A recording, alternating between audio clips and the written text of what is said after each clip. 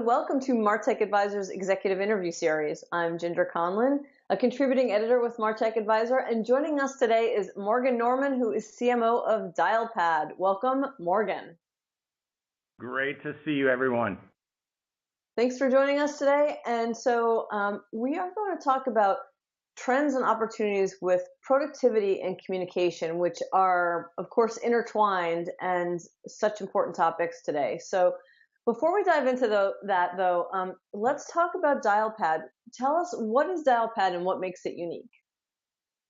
Yeah, so Dialpad is a business communication platform that replaces all your desk phones with voice video messaging. It's built by the team who built Google Voice, and it works for the smallest businesses, if you're a 5-person shop, to the biggest businesses in the world, like Uber, Motorola Solutions. Wow. Sounds very cool. So let's talk about productivity and communication. You know, I was visiting your site and I saw a study that Dialpad conducted on the changing work habits, and I thought there were some interesting findings. So, for example, when people work outside the office, they work pretty much everywhere from the office. So what does that mean for businesses today?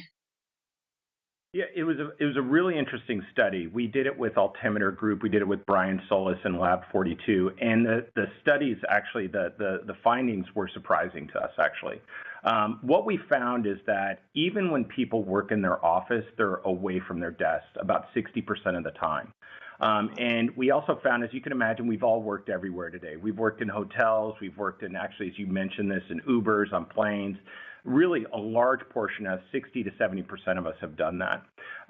There's some other interesting trends. This isn't a phenomenon just for Silicon Valley.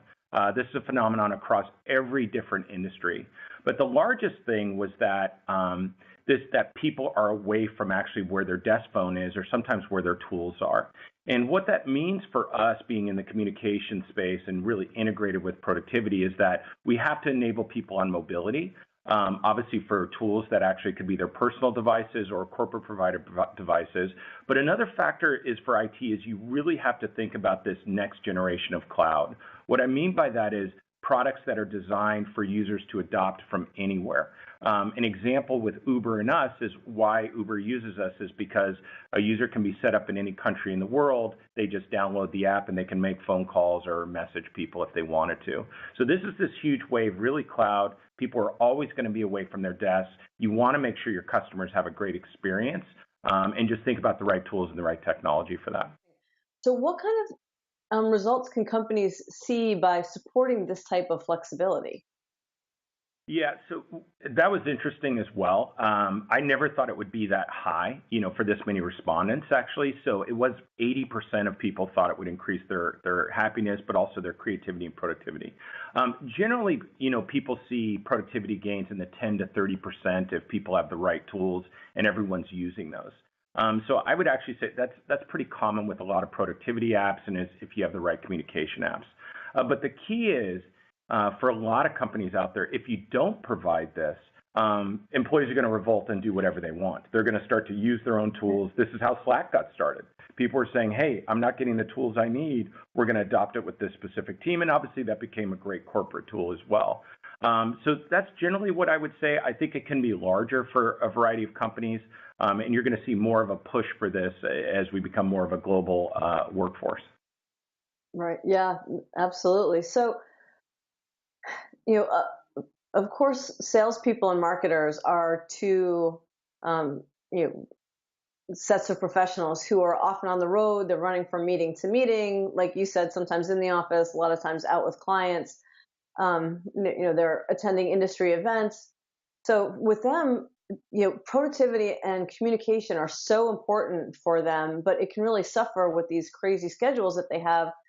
And just as bad, CRM data can suffer because they don't have the time to update, if they're running from one thing to the next. So, how can today's cross-device productivity tools help solve those issues? Yeah, a great question, and one of the biggest challenges.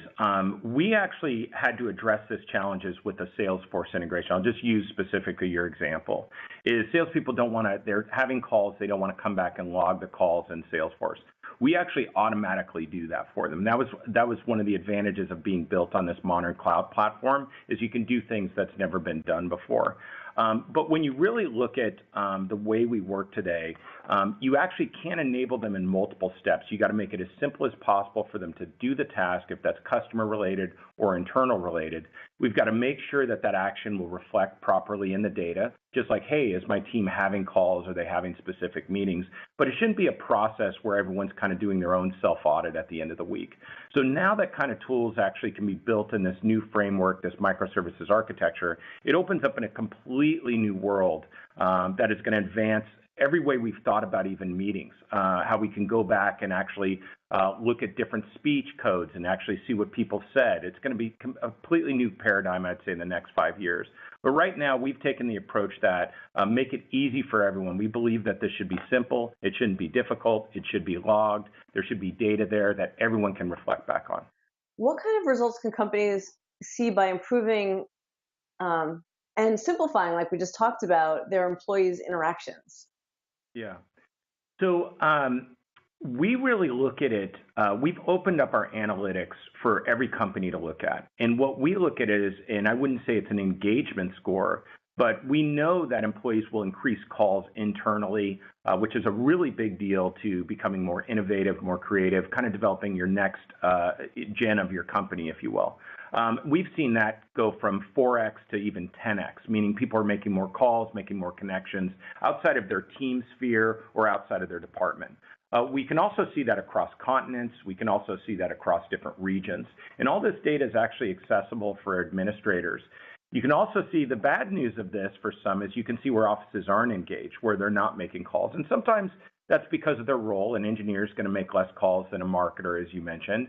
But sometimes that's not really the case. It could be an acquisition that you've looked at, and you might want to kind of look at their different levels. But where I'm going with this is that the real next wave of productivity, when I say that, productivity of being able to collaborate and how you communicate, meaning you choose the medium, whether it's text, whether it's video like we're on right now, whether it's multi-party video, whether it's a conference meeting, is really understanding how people interact in these different spheres. And these spheres, we're great at talking one-to-one. I talk to a couple people every day, multiple times a day. But we really need to understand, why some people haven't used video when they're communicating with people who are remote. Video might be a better tool. Why are some people actually heavy on text?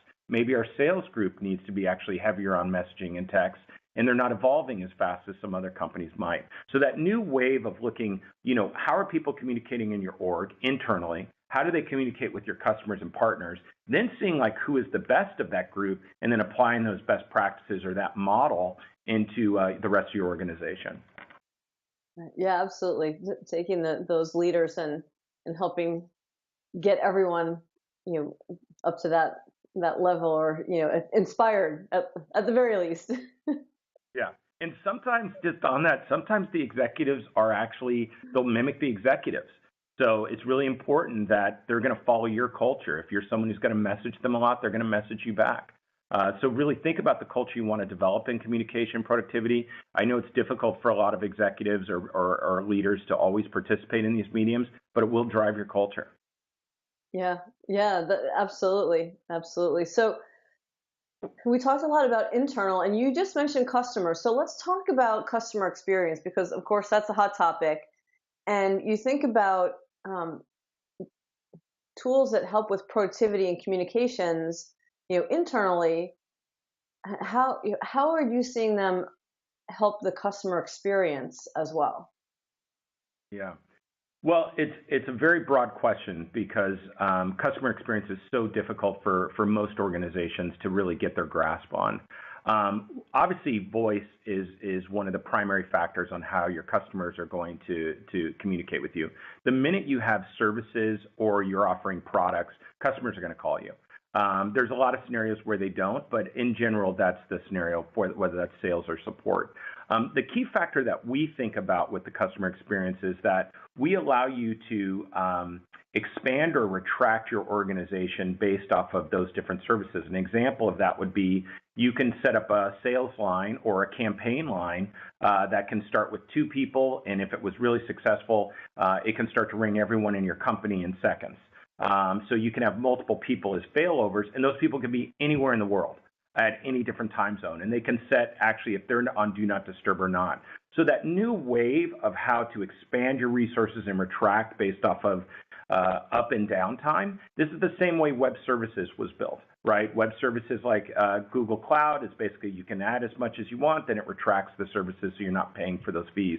That's going to be this new wave that I would say on customer experience, but I would say that voice is really critical. But then the next factor of it is like, what's the process of how you communicate with them afterwards? Do they get a message, a text message from your team, from your specific department? Does that message actually help them go into your help center to resolve their article while they're resolve your issue while they might be waiting for a service appointment? But you've got to think about that entire path or journey of customer experience. And you got to really look at the mediums how customers are going to communicate with you. It might start with voice or it might start with email, then it's going to go text, then it's going to go voice again, then it's going to go in person. So really mapping out that process and then really understanding, does your systems allow people to address those needs? Do you have the right cloud tools? Are you on a modern infrastructure that can help your employees get things done quickly? That's the way I look at it today. And I think working, we have 50,000 customers. Some are the biggest ones in the world or some of the hottest ones. And I learn a lot by watching them, seeing how they actually model this and model how they want to communicate with customers or with employees. Yeah. And it's interesting. You think one customer is going to want to communicate with you one way, and it's the opposite. I've even found that in my own experience. So you always got to figure out, understand your base of customers and allow your team to have the tools to adopt and adapt. So what's next? What's coming up that you're excited about in the market in general? Is a trend or a tool that you're seeing? Yeah, so I still think we haven't cracked the surface when it comes to marketing collaboration and productivity. I'm really excited about the new wave of design tools like Marvel. Envision is obviously a great tool that we use here as well, helping us collaborate on different designs, prototypes, or campaigns. I still don't think those ones have even cracked the surface of what's possible, even though they're fantastic tools. Another one is like Frame.io that allows you to collaborate on video editing. Where I'm going with these is it's one area to help marketers really give feedback along the way through the process of building out campaigns, building out whether it's new product innovation, really helping with comments, and then having really productive meetings. Another completely different area is like Google's Jamboard is really amazing, and not that it's just Jamboard, is that the potential of what's going to happen with meetings. We will be able to look back, and their video APIs will be open to everyone on Google Cloud. We're one of those, where you'll be able to type in a certain word and it'll pull up an archive of where that word was mentioned. If that's a product line, if that's a campaign, and it'll take you right to the time codes and transcripts. It will also translate things for people in different locations. I think that's also exciting. The potential is that people who aren't in the meeting, they could just watch the parts that are important to them. And this is all machine learning, really kind of helping people do different types of searches. And I think this will really advance what's possible for all of humanity. Sounds so cool. So what about Dialpad? Anything new we should be watching for? We have a lot coming out. This is our season where we do a couple big launches. We're really launching about 40 different integrations right now, a lot of ones to help people be very productive while on a phone call, similar to what we've done with Salesforce. I can't announce them here, but they're coming.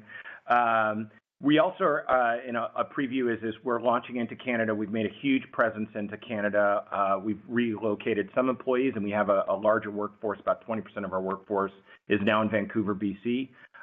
So we're launching into that country coming up. And we have a bunch of exciting stuff that's super stealth right now that will come up in a couple months. That gives us something to look forward to. For now, though, I want to say thank you so much for all the great information and insight into what's happening in productivity and communications and the related tools. Thanks, Ginger. Thanks for hosting me. It was a great discussion. Absolutely. And I want to thank everyone who joined us to watch and to visit Martech Advisor's YouTube channel for more executive interviews. And thanks again for joining us. Thank you.